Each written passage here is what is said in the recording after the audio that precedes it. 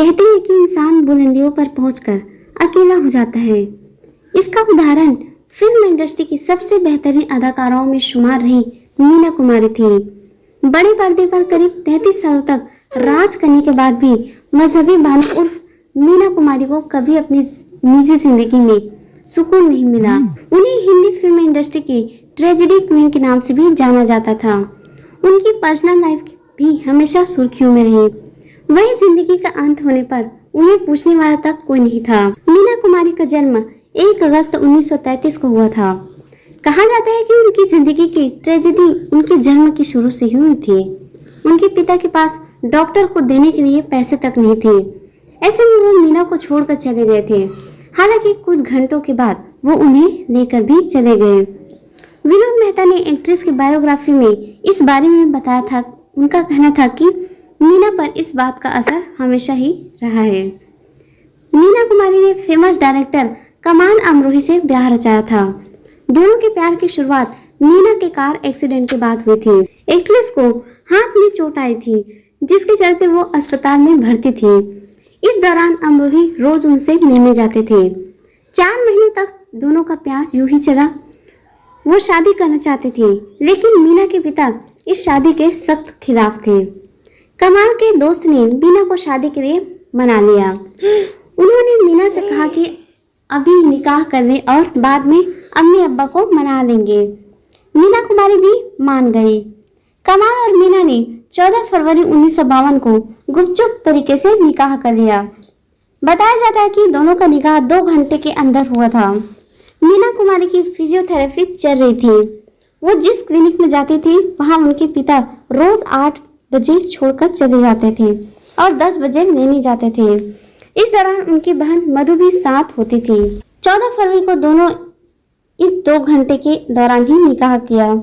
फिर कमाल सियान चले गए और मीना बहन मधु संग घर लौट आई। इस शादी को एक्ट्रेस ने मीडिया और अपने परिवार वालों से छुपा कर रखा। कमाल अमरोही पहले से शादीशुदा थे और उनके 3 बच्चे भी थे। हालांकि कुछ महीनों बाद मीना और कमाल की शादी का राज खुल ही गया। मीना कुमारी ने पिता का आशीर्वाद मांगा था, लेकिन उन्हें आशीर्वाद मिला ही नहीं। इसके बाद वो पति कमाल अमरोही संग रहने सियान चली आई। शादी के कुछ समय बाद ही मीना और कमाल के बीच भी अनबन शुरू हो गई। शादी के बाद भी अमरोही ने मीना को फिल्मों में काम करने की इजाजत दी थी, लेकिन उनके सामने कई शर्त भी रख दी थी। इन शर्तों को मीना कुमारी माना था, लेकिन उन्हें तोड़ती भी वो खूब थी। अमरोही मीना को हमेशा शक की निगाह से देखते थे। विनोद मेहता की लिखी बायोग्राफी के मुताबिक मीना कुमारी शारीरिक शोषण का भी शिकार अपनी शादी के दौरान भी हुई थी। अमरोही ने कभी इस बात को नहीं माना, लेकिन एक्ट्रेस नरगिस ने भी इस बारे में बात की थी।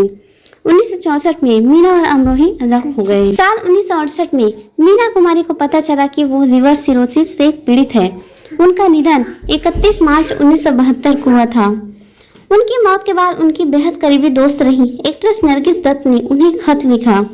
इतना ही नहीं, वो नरगिस ही थी जिन्होंने मीना के अंतिम संस्कार का खर्च उठाया था। कहा जाता है कि मीना के अस्पताल का खर्च जब हद से ज्यादा बढ़ गया तो उनके पूर्व पति कमाल अमरोही गायब हो गए थे। नरगिस ने दोस्त मीना कुमारी के नाम खत लिखा था। उन्होंने लिखा था कि मीना, मौत मुबारक हो। आपकी मौत पर बधाई। मैंने ऐसा पहले कभी नहीं कहा।